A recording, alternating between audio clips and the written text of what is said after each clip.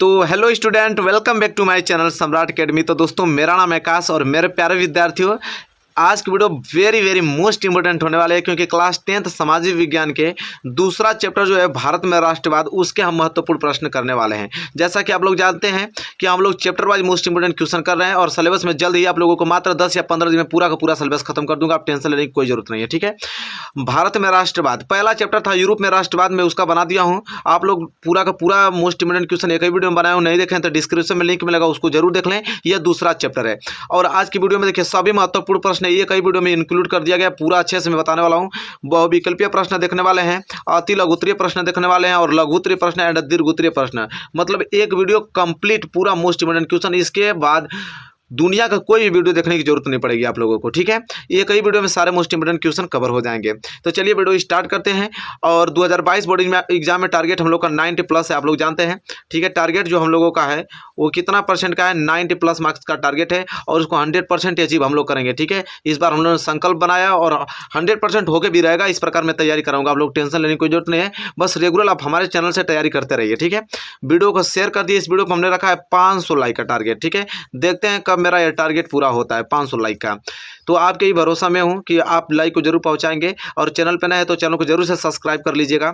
और आज की वीडियो हम स्टार्ट करते हैं। सबसे पहले हम देखेंगे बहुविकल्पीय महत्वपूर्ण प्रश्न, ठीक है। इसके बाद अति लघुत्तरीय, फिर लघुत्तरीय, तब लास्ट में देखने वाले हैं हम लोग दीर्घोत्तरीय प्रश्न। चलिए बहुविकल्पीय प्रश्न स्टार्ट करते हैं।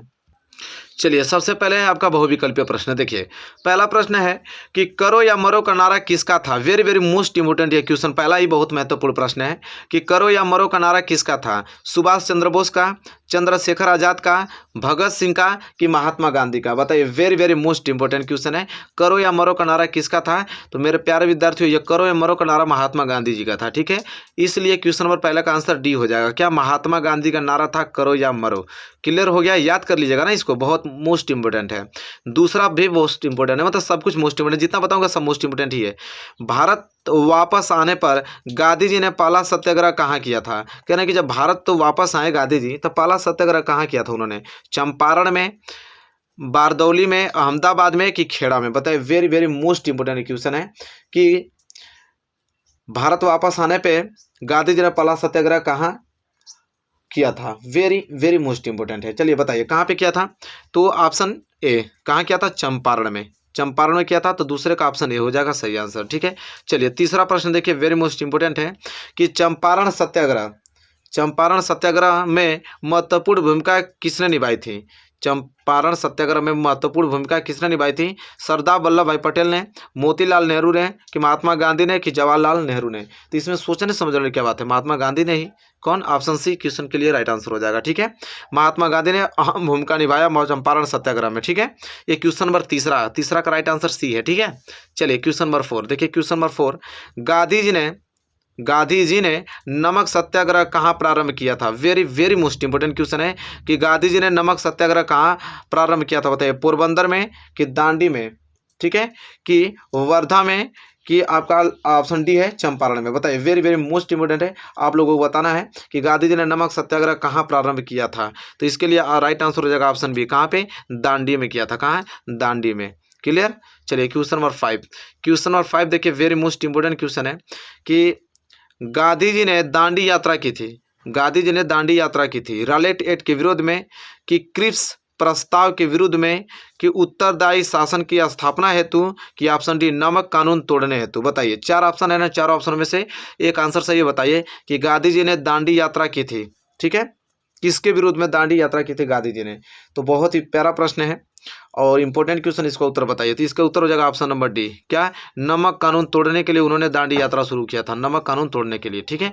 ये क्वेश्चन नंबर 5 है और हम बढ़ेंगे अगले क्वेश्चन की ओर और क्वेश्चन नंबर 6 की तरफ। क्वेश्चन नंबर 6 है कि साइमन कमीशन का विरोध करते हुए निम्नलिखित में से कौन से पुलिस लाठियों के प्रहार से शहीद हुए। कह रहा है कि साइमन कमीशन का जो विरोध करते हुए निम्नलिखित में से कौन पुलिस की लाठियों के प्रहार से शहीद हुए थे। मोतीलाल नेहरू, लाला लाजपत राय कि ऑप्शन सी गोपाल कृष्ण गोखले कि ऑप्शन डी देश बंधु चित्तरंजन दास। बताइए, वेरी मोस्ट इंपोर्टेंट क्वेश्चन है। बताइए, बहुत ही प्यारा प्रश्न है कि साइमन कमीशन का विरोध करते हुए और पुलिस की लाठियों से किनकी मृत्यु हो गई। ठीक है, तो वह ऑप्शन बी लाला लाजपत राय की मृत्यु हो गया था। ठीक है, किनकी? लाला लाजपत राय की। ठीक है, चलिए लास्ट क्वेश्चन देख लेते हैं वो विकल्प का। क्वेश्चन नंबर 14 क्या है? सविनय अवज्ञा आंदोलन कब चलाया गया? बहुत ही प्यारा प्रश्न है। सविनय अवज्ञा आंदोलन कब चलाया गया? 1920, 1927, 1930 के 1935? बताइए, वेरी मोस्ट इंपोर्टेंट है। तो 1930 में। कब? 1930। सविनय अवज्ञा आंदोलन कब चला गया? तो 1930 में। ठीक है, चलिए मेरे प्यारे विद्यार्थियों, आई होप आपको क्लियर हो गया होगा। ठीक है, चलिए ये महत्वपूर्ण आपका क्या था? बहुविकल्पीय। अब हम देखने वाले हैं अति लघुत्तरीय महत्वपूर्ण प्रश्न। देखिए यहाँ पे लिखा है अति लघुत्तरीय महत्वपूर्ण प्रश्न। अब हम लोग क्या करने वाले हैं? देखने वाले हैं। तो चलिए देख लेते हैं पहला क्या प्रश्न है जो कि वेरी वेरी मोस्ट इंपोर्टेंट है अति लघुत्तरीय का, और कह रहा है कि गांधी जी द्वारा चलाए गए किन्हीं दो आंदोलनों के नाम लिखिए। सविनय अवज्ञा आंदोलन आरंभ होने के क्या कारण थे? कोई दो कारण लिखे। कह रहा है कि गांधी जी द्वारा चलाए गए किन्हीं दो आंदोलनों के नाम लिखना है, किन्हीं भी दो आंदोलन का नाम लिखना है, और सविनय अवज्ञा आंदोलन आरंभ होने के क्या कारण थे, और कोई दो कारण भी आपको लिखना है। ठीक है, तो देखिए लिखना है कि असहयोग आंदोलन, गांधी द्वारा चलाए गए किन्हीं दो आंदोलनों का नाम। तो एक तो था पहला क्या? असहयोग आंदोलन, जो कि 1921 से लेकर 1922 तक चला, तथा सविनय अवज्ञा आंदोलन जो कि 1930 से लेकर 1934 तक चला। और महात्मा गांधी द्वारा प्रारंभ किए गए दो प्रमुख आंदोलन थे। ठीक है, दो आंदोलन पूछा था, दोनों आंदोलन हमने क्या किया बता दिया आप लोगों को। एक असहयोग आंदोलन जो कि 1921 से 1922 तक चला, एक सविनय अवज्ञा आंदोलन जो कि 1930 से लेकर 1934 तक चला। यही आपके प्रमुख आंदोलन थे गांधी जी द्वारा प्रारंभ किए गए। ठीक है, क्लियर हो गया। चलिए प्रश्न नंबर दूसरा देखिए। प्रश्न नंबर दूसरा यहाँ है वेरी वेरी मोस्ट इंपोर्टेंट है। क्या है कि साइमन कमीशन का गठन क्यों किया गया था? देखिए वेरी वेरी मोस्ट इंपोर्टेंट है कि साइमन कमीशन का गठन क्यों किया गया था? क्यों किया गया था? चलिए क्यों किया गया था, यहाँ पे आप लोग किया लिख लीजिएगा प्रश्न में, किया यहाँ पे किया होगा, क्यों किया गया था इस तरह। ठीक है, साइमन कमीशन का गठन क्यों किया गया था? तो देखिए उत्तर लिखना है आप लोग को कि साइमन कमीशन जॉन साइमन के अंतर्गत, देखिए इसको ब्लैक पेन से आपको लिखना है, जॉन साइमन। ठीक है, साइमन। तो साइमन कमीशन का जो गठन हुआ था वो जॉन साइमन के अंतर्गत गठित किया गया था, और इसका उद्देश्य था कि भारत में संवैधानिक व्यवस्था के कार्य की समीक्षा करना और सुझाव देना था। ठीक है, तो यह था। क्लियर हो गया ना कि साइमन कमीशन का गठन क्यों किया गया था? तो भाई इसलिए किया गया था, इनका गठन जॉन साइमन के द्वारा किया गया था, और इसका उद्देश्य ये कही था कि भारत में संवैधानिक व्यवस्था के कार्य की क्या करना, समीक्षा करना, और क्या देना, सुझाव देना था। ठीक है, चलिए प्रश्न नंबर तीसरे की तरफ। बहुत ही महत्वपूर्ण है प्रश्न नंबर तीसरा। क्या है कि चौरी चौरा की घटना का क्या प्रभाव पड़ा? चौरी चौरा की घटना का क्या प्रभाव पड़ा, यह देखना है, वेरी मोस्ट इंपोर्टेंट है। तो देखिए उत्तर कैसे लिखेंगे कि चौरी चौरा की घटना से क्षुब्ध तथा दुखी होकर महात्मा गांधी ने असहयोग आंदोलन स्थगित कर दिया। ठीक है, चौरी चौरा की घटना से क्षुब्ध होकर या दुखी होकर महात्मा गांधी ने क्या किया? असहयोग आंदोलन स्थगित कर दिया। यही प्रभाव पड़ा था। ठीक है, क्लियर है। चलिए अब हम अगले प्रश्न की तरफ बढ़ते हैं। देखिए अगला प्रश्न क्या है? क्वेश्चन नंबर तीसरा कंप्लीट हो गया, क्वेश्चन नंबर चौथा देख लेते हैं।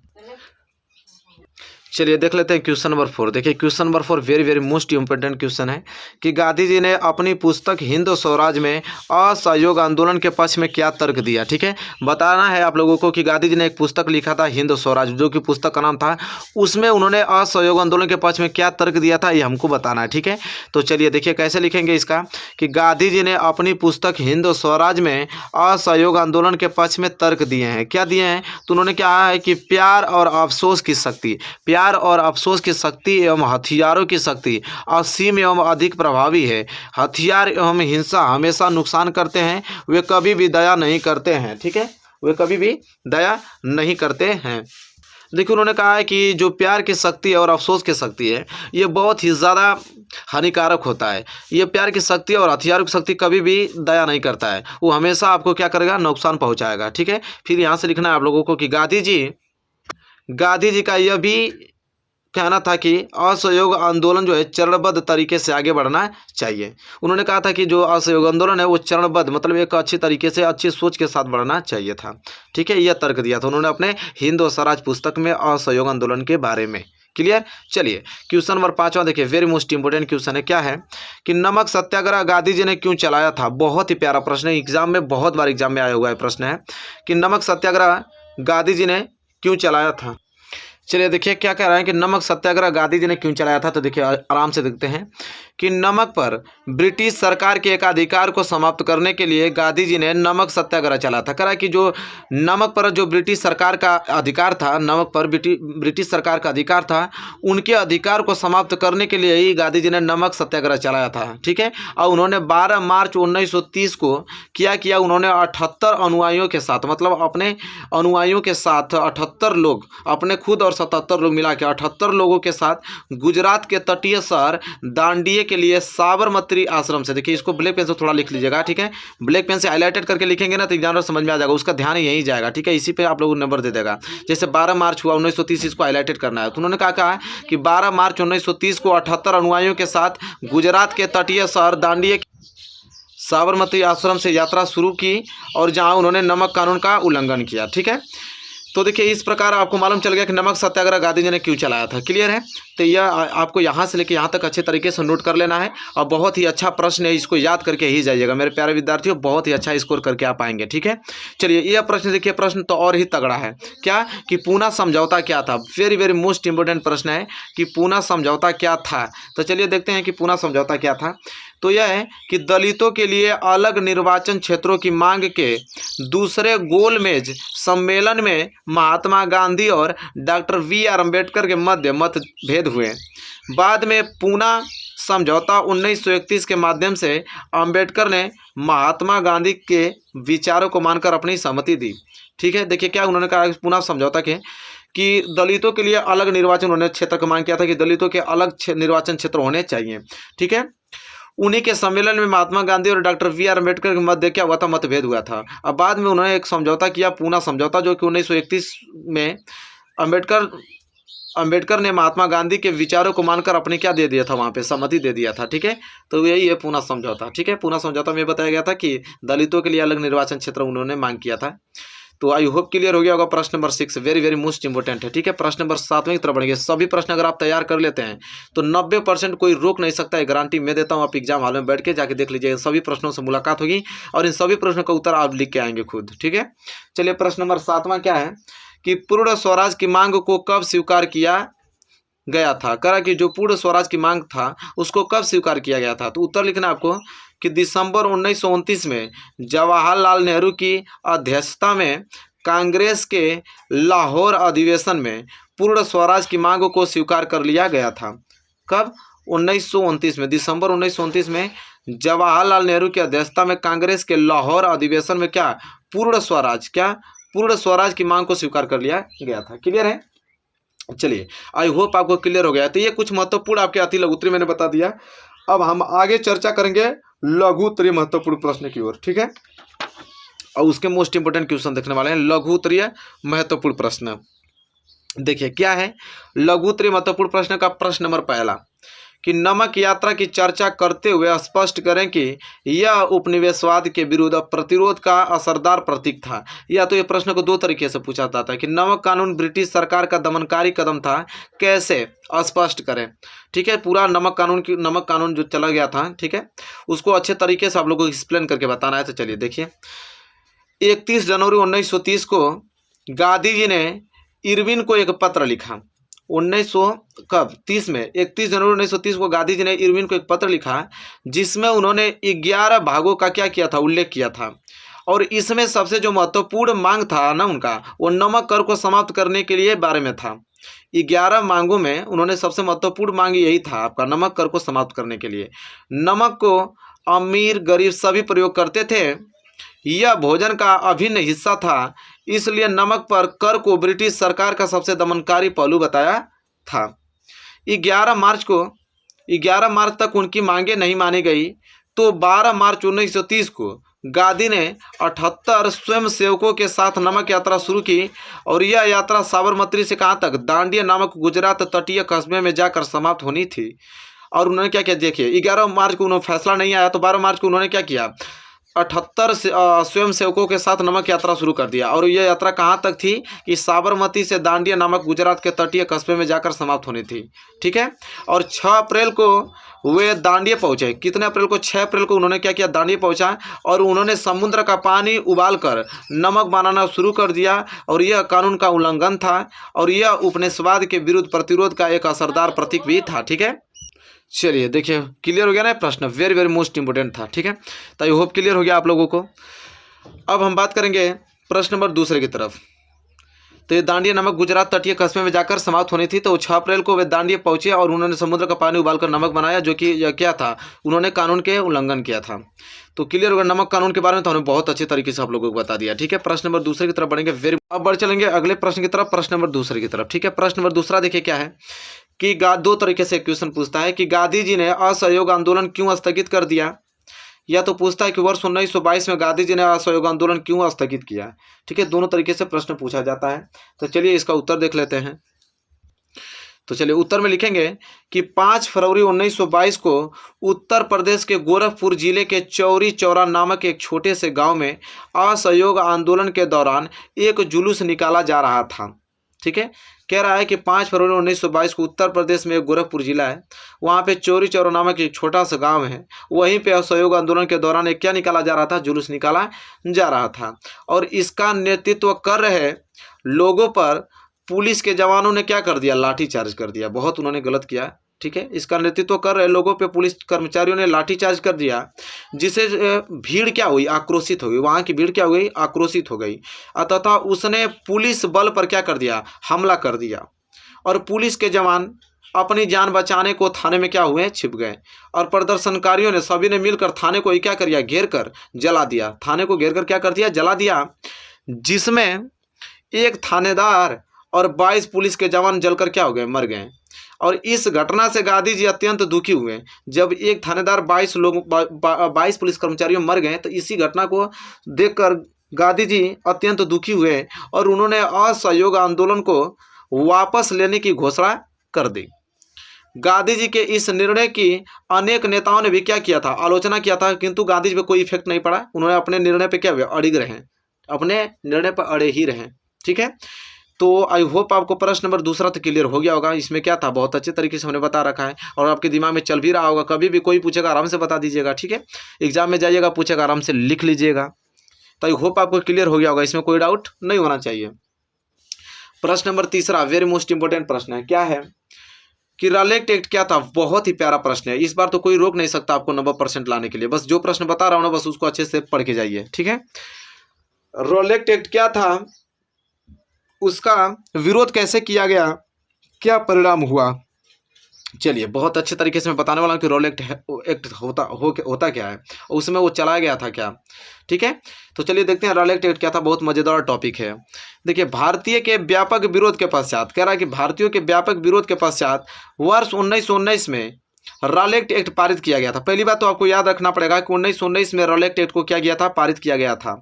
और इस एक्ट के अनुसार राजनीतिक कैदियों को बिना किसी मुकदमे के 2 साल तक जेल में रखने का प्रावधान था।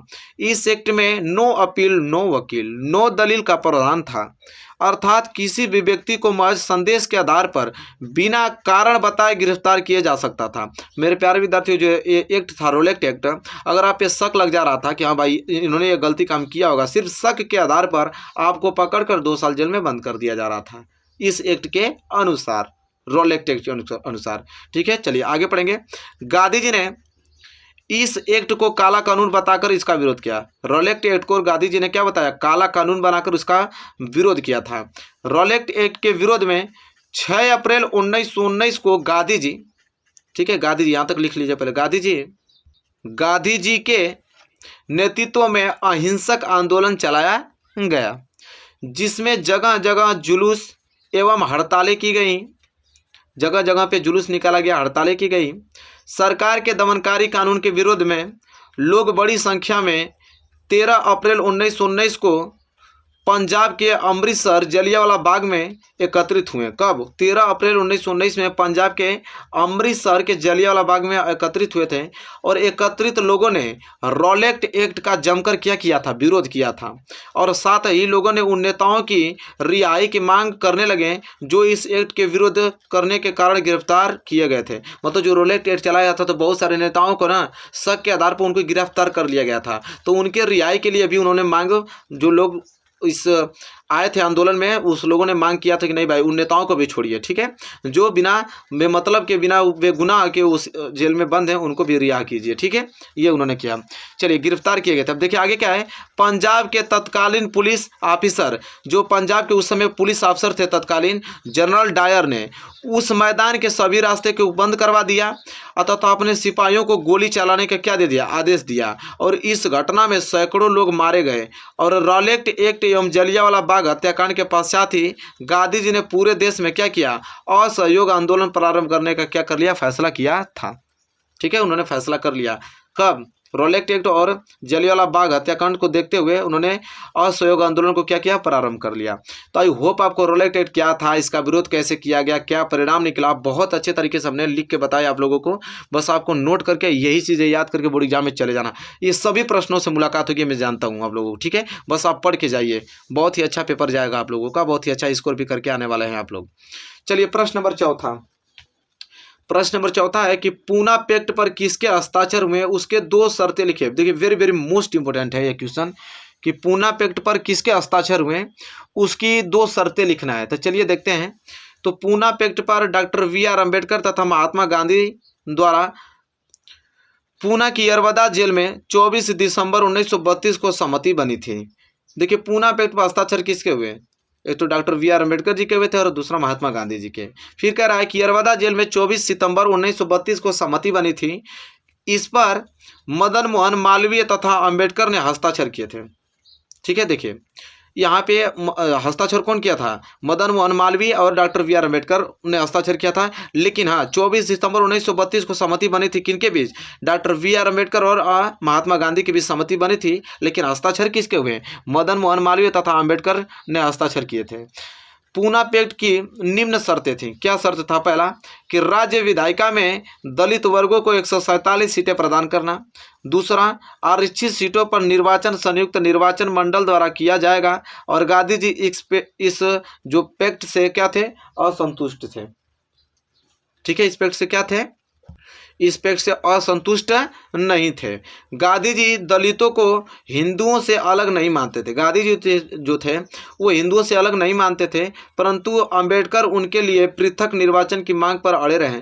पंडित मदन मोहन मालवीय के असहयोग से पूना पैक्ट पर आम सहमति क्या हुई? बनी थी, ठीक है। तब क्लियर हो गया प्रश्न number 4, very very most important था, इसको नोट कर लीजिए और याद करके जाइएगा आप लोग जरूर से, ठीक है।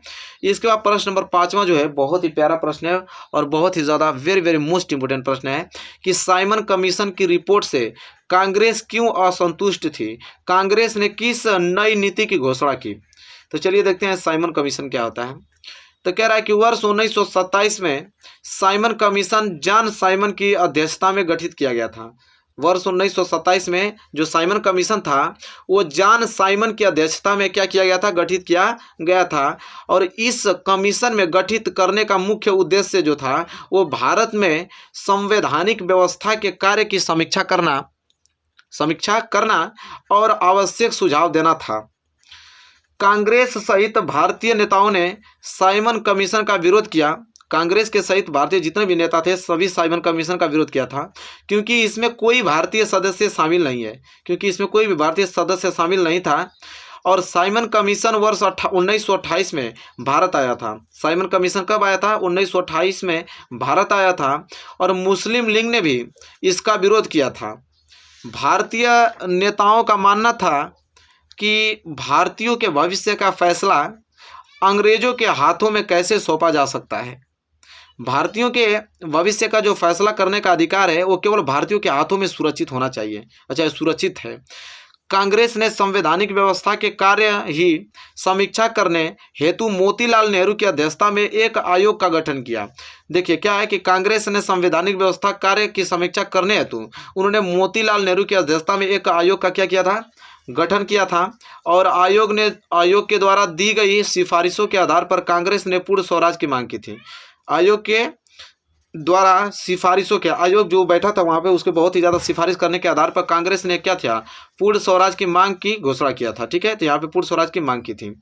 तो क्लियर हो गया। तो साइमन कमीशन की रिपोर्ट के कांग्रेस क्यों असंतुष्ट थी, कांग्रेस ने किस नीति का घोषणा किया, पूरा का पूरा अच्छे तरीके से एक्सप्लेन करके हमने बताने की कोशिश किया है। और ये प्रश्न बहुत बार एग्जाम में आ चुका है और 2022 में बहुत ही ज़्यादा चांस इसका आने का, तो इसलिए पहले इसकी अच्छे तरीके से नॉलेज हमें होनी चाहिए। ठीक है, ताकि एग्जाम में आए तो हम इसका उत्तर आसानी से दे पाएँ। चलिए, तो ये कुछ महत्वपूर्ण लघु उत्तरीय प्रश्न थे। अब हम बढ़ेंगे महत्वपूर्ण दीर्घ उत्तरीय प्रश्न की तरफ। चलिए, अब हम देखेंगे, हेडिंग डालिए दीर्घ उत्तरीय प्रश्न। ठीक है, वेरी वेरी मोस्ट इंपोर्टेंट। देखिए, यह प्रश्न दो तरीके से पूछा जाता है कि असहयोग आंदोलन क्यों प्रारंभ किया गया, उसका मुख्य कार्यक्रम क्या था, अथवा करके इस तरह पूछा भी जाता है कि असहयोग आंदोलन क्यों प्रारंभ किया गया, आंदोलनकारियों के 4 कार्य लिखिए। आंदोलनकारियों के 4 कार्य भी लिखना है। ठीक है, तो सबसे पहले आपको जो हेडिंग बनाना है वो पहली हेडिंग आपको बनाना है असहयोग आंदोलन की पृष्ठभूमि, और यहाँ पे आपको अंडरलाइन कर देना ताकि आपको अच्छे तरीके से दिखे, मतलब अच्छा लगे। पहली हेडिंग बनाना है आपको असहयोग आंदोलन की पृष्ठभूमि। तो लिखना है कि महात्मा गांधी ने भारतीय राजनीति में प्रवेश ब्रिटिश सरकार के सहयोगी के रूप में किया था। कह रहा है महात्मा गांधी ने जो भारतीय राजनीति में प्रवेश जो ब्रिटिश सरकार के सहयोगी के रूप में ही किया था, क्योंकि इन्हें ब्रिटिश सरकार की ईमानदारी व न्यायप्रियता में विश्वास था। परंतु वर्ष 1919 में भारत में अनेक ऐसी घटनाएं घटी जिन्होंने गांधी जी को ब्रिटिश सरकार के विरुद्ध आंदोलन प्रारंभ करने के लिए विवश किया। ठीक है, इन घटनाओं में वर्ष 1919 का दमनकारी रॉलेट एक्ट था, जलियांवाला बाग हत्याकांड आदि घटनाएं प्रमुख था। कह रहे हैं कि महात्मा गांधी बहुत ही ज़्यादा विश्वास करते थे ब्रिटिश सरकार पे, इसलिए उनका सहयोग कहा। ठीक है, और उन्होंने ये कहा कि बहुत ही ज़्यादा ब्रिटिश सरकार ईमानदारी और न्यायप्रियता पे विश्वास था उनको। लेकिन 1919 में ऐसा घटना घटा कि उनको ब्रिटिश सरकार के विरुद्ध आंदोलन करने पर मजबूर हो गए वो। ठीक है, और कौन कौन सा आंदोलन किया, रॉलेट एक्ट, जलियांवाला बाग हुआ। ठीक है, बहुत सी सारी दमनदारी यहाँ पे घटनाएं घटी थी। ठीक है, चलिए, सबसे फिर दूसरी हेडिंग डालना है असहयोग आंदोलन के कारण। असहयोग आंदोलन के क्या कारण था। ठीक है, चलिए, इसमें लिखना आप लोगों को कि असहयोग आंदोलन के निम्नलिखित कारण थे। पहला कारण क्या था भाई, कि प्रथम विश्व युद्ध के बाद आर्थिक कठिनाइयों के कारण महंगाई बहुत बढ़ गई। प्रथम विश्व युद्ध के बाद आर्थिक कठिनाइयों के कारण महंगाई क्या हुई, बहुत बढ़ गई। मध्यम वर्ग एवं निम्न वर्ग इस महंगाई से अत्यधिक परेशान हो गए थे। इन परिस्थितियों ने भारतीयों में ब्रिटिश विरोधी भावनाओं का प्रसार कर उन्हें आंदोलन हेतु प्रोत्साहित किया। ये तो पहला कारण था। दूसरा क्या कारण था कि रॉलेट एक्ट तथा जलियांवाला बाग हत्याकांड जैसी घटनाओं ने विदेशी शासकों के क्रूर एवं असभ्य व्यवहार को उजागर कर दिया। ठीक है, यह दूसरा कारण था। चलिए, 2 कारण हो ना, अभी बहुत कारण लिखना है। तीसरा कारण लिखिए, क्योंकि 6 नंबर का है तो दीर्घ उत्तरीय तो लिखना पड़ेगा ना उतना आप लोगों को। फिर पंजाब में अत्याचारों के संबंध में हंटर कमेटी की सिफारिशों ने सबकी आंखें खोल दी। कह रहा है पंजाब में जो अत्याचार के संबंध में हंटर कमेटी की सिफारिशों ने सबकी आंखें खोल दी। इसके बाद चौथा कारण था वर्ष 1919 में मॉन्टेग्यू चेम्सफोर्ड सुधार भी द्विज शासन लागू करने की नीयत से लाया गया, न कि आज जनता को राहत पहुंचाने के उद्देश्य से स्वशासन की मांग कर रहे राष्ट्रवादियों को भी इसके घोर निराशा हुई। और लास्ट कारण था कि सरकार के द्वारा किसी भी क्षेत्र में सहयोग नहीं करना। तो यहाँ हमने 5 आप लोगों को महत्वपूर्ण कारण इसका बता दिया। इसके बाद आपको हेडिंग डालना है यहाँ पे असहयोग आंदोलन का प्रारंभ। असहयोग आंदोलन का प्रारंभ हेडिंग डालना है। ठीक है, तो चलिए लिखेंगे इसमें असहयोग आंदोलन औपचारिक रूप से 1 अगस्त 1920 को शुरू हुआ था, क्योंकि इसी दिन 1 अगस्त 1920 को बाल गंगाधर तिलक का निधन हो गया था।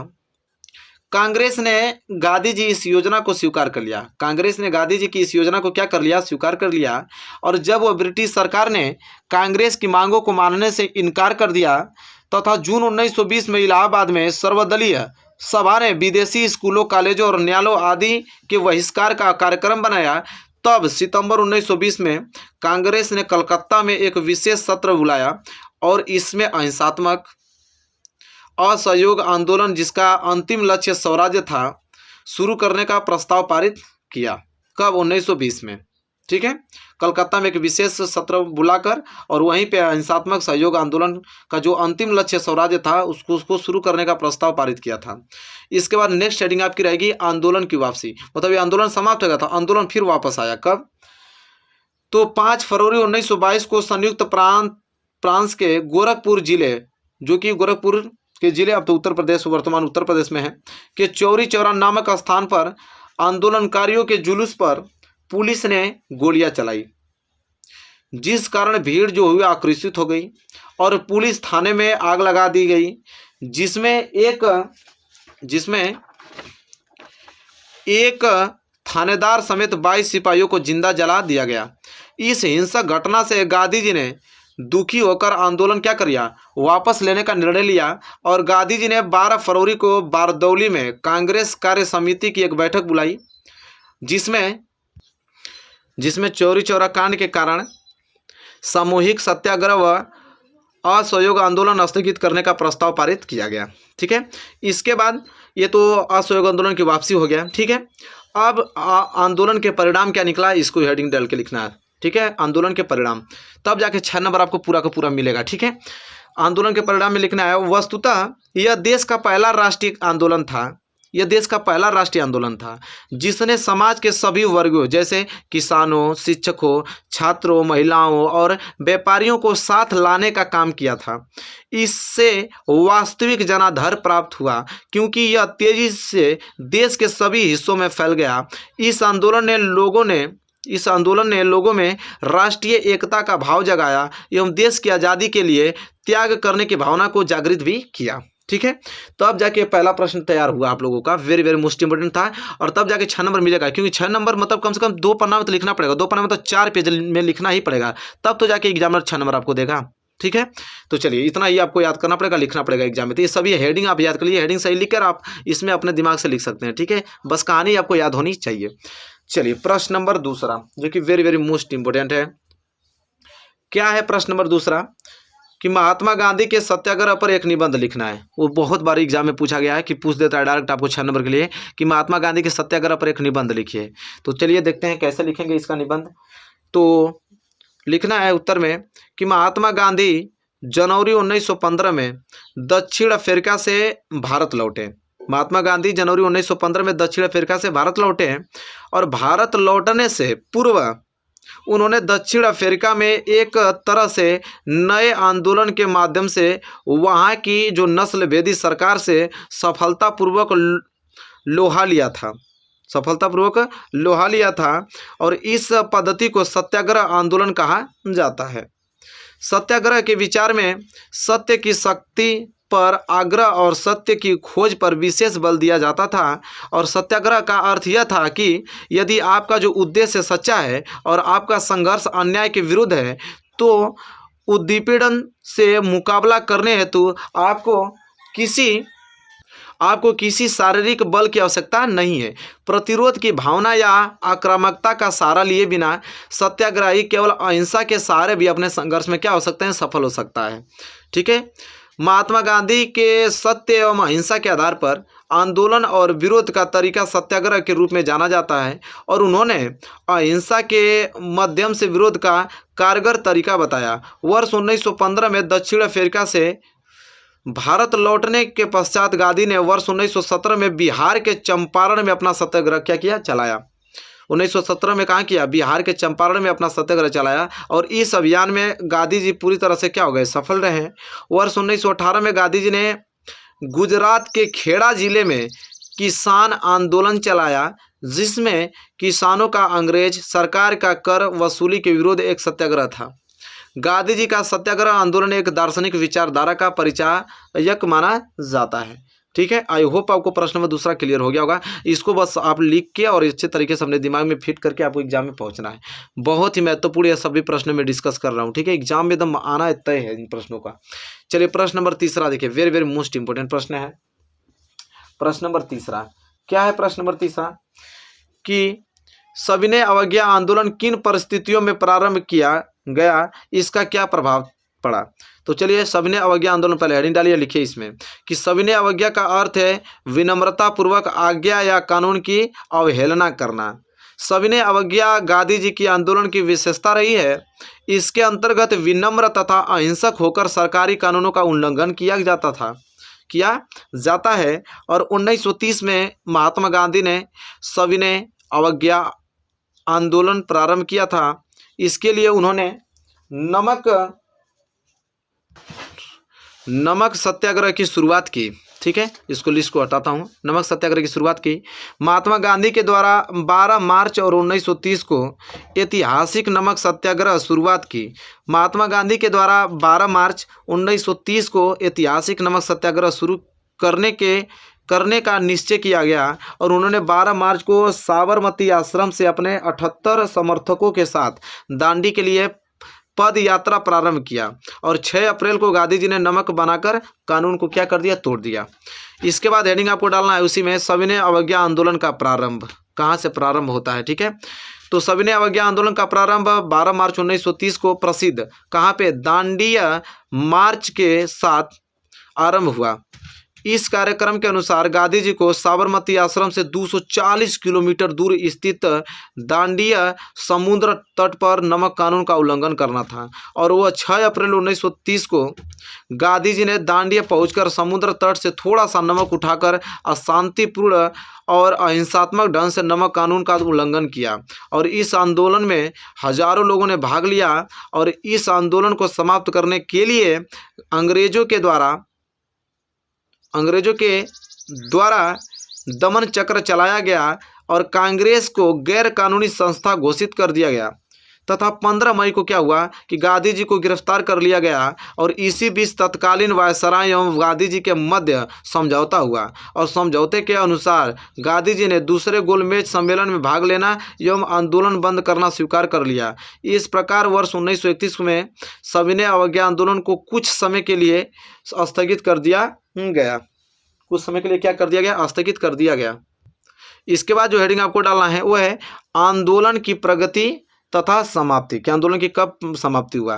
ठीक है, तो देखिए लंदन में 7 सितंबर 1931 से दिसंबर 1931 तक आयोजित द्वितीय गोलमेज सम्मेलन में भारतीयों की स्वतंत्रता की मांग पर किसी भी प्रकार का निर्णय नहीं लिया जा सका और तब जाके 28 दिसंबर 1931 को गांधी जी भारत वापस आए और 29 दिसंबर 1931 को कांग्रेस कार्यकारी ने सविनय अवज्ञा आंदोलन फिर से प्रारंभ करने का निर्णय लिया, लेकिन सरकार के दमन चक्र के कारण अंततः 14 जुलाई 1934 को आंदोलन वापस ले लिया गया।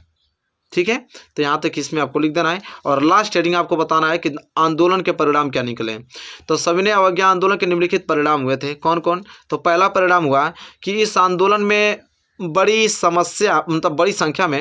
आंदोलन में बड़ी संख्या में महिलाएं भी भाग ली, अतः महिलाओं को सक्रिय रूप से राष्ट्रीय आंदोलन से जोड़ने में यह आंदोलन उल्लेखनीय रहा।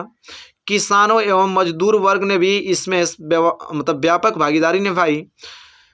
फिर दूसरा परिणाम निकला कि सरकार के कठोर दमन के बाद भी लोगों ने हिंसा का सहारा नहीं लिया, जिससे गांधी के अहिंसा सिद्धांत की वैश्विक स्तर पर सराहना हुई। इसके बाद तीसरा परिणाम है कि विदेशी वस्तुओं के बहिष्कार से विदेशी कपड़ों के आयात में कमी आई, जिस कारण उद्योगपति वर्ग का सरकार पर सुधारों हेतु दबाव भी पड़ा। और चौथा कारण निकला परिणाम इसका कि लोगों में राष्ट्रीय चेतना का प्रसार हुआ और जिस कारण 1942 के भारत छोड़ो आंदोलन में लोगों का अभूतपूर्व उत्साह देखने को भी मिला था। तो यह तो आंदोलन के परिणाम के आंदोलन जो हुआ था उसके परिणाम क्या निकले। अब जाके क्वेश्चन नंबर तीसरा पूर्ण रूप से क्या हुआ, कंप्लीट हुआ, तब जाके 6 नंबर आपको मिलेगा अगर इतना लिखते हैं तो। लेकिन अब लास्ट प्रश्न की तरफ बढ़ेंगे। लास्ट एक दीर्घ उत्तरी प्रश्न और है जो कि वेरी वेरी मोस्ट इंपोर्टेंट, उसको डिस्कस करना बहुत जरूरी है। वो 2 तरीके से भी प्रश्न पूछा जाता है। महात्मा गांधी द्वारा चलाए गए 3 आंदोलनों का वर्णन कीजिए, या तो पूछ देगा कि सविनय अवज्ञा आंदोलन और भारत छोड़ो आंदोलन का संक्षिप्त विवरण प्रस्तुत करें। तो चलिए देखते हैं, लिखना है आप लोगों को कि महात्मा गांधी द्वारा चलाए गए 3 प्रमुख आंदोलन असहयोग आंदोलन, सविनय अवज्ञा आंदोलन और भारत छोड़ो आंदोलन थे। ठीक है, 3 महत्वपूर्ण आंदोलन उन्होंने चलाया था, असहयोग आंदोलन, सविनय अवज्ञा आंदोलन और भारत छोड़ो आंदोलन। ठीक है, तो हेडिंग डालिए असहयोग आंदोलन व सविनय अवज्ञा आंदोलन। देखिए असहयोग आंदोलन व सविनय अवज्ञा आंदोलन एक ही है। अब इसमें देखना हम लोगों को कि क्या थे वो। तो असहयोग आंदोलन व सविनय अवज्ञा आंदोलन के लिए ठीक है, देखिए असहयोग आंदोलन और सविनय अवज्ञा आंदोलन जो हेडिंग हम डाला है तो उसमें लिखा है कि दीर्घ उत्तरीय प्रश्न 1 और 2 देखें। तो इसका मतलब ये है कि अभी हमने प्रश्न अभी बताया है, असहयोग आंदोलन नहीं बताया है, सविनय अवज्ञा आंदोलन भी बताया है, तो उसको इसी के नीचे आप लोग लिख लीजिएगा, असहयोग आंदोलन को और सविनय आंदोलन को। फिर मैं लिख के उसको क्या दोबारा बताऊँ, अभी हमने जस्ट पढ़ाया है, उसी के नीचे आपको हेडिंग बना के लिख देना है। लास्ट 1 बज जाता है भारत छोड़ो आंदोलन, ये हमने नहीं बताया है तो इसको बता देता हूँ। अभी हमने पढ़ाया ना असहयोग आंदोलन और सविनय अवज्ञा आंदोलन, उसी को इसके नीचे हेडिंग बना के पूरा का पूरा लिख देना है, सविनय अवज्ञा आंदोलन बना के लिख देना है। इसके बाद लास्ट हेडिंग तीसरा भारत छोड़ो आंदोलन लिख लीजिएगा। ठीक है, चलिए इसको नहीं पढ़ाया हूँ, इसको पढ़ा देता हूँ।